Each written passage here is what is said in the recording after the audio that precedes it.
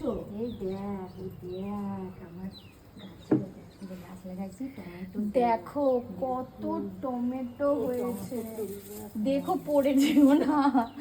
এই দেখো এই টমেটো, দেখো কি সুন্দর টমেটো হয়েছে, সব জায়গায় গাছ লাগিয়েছে, ব্যালকনিও ছাড়িনি, ছাদ তো পুরো ভর্তি। এই দেখো এখানটায় কত গাছ লাগিয়েছে। তা এখন তুমি কি করো? লেগে গেছে তো।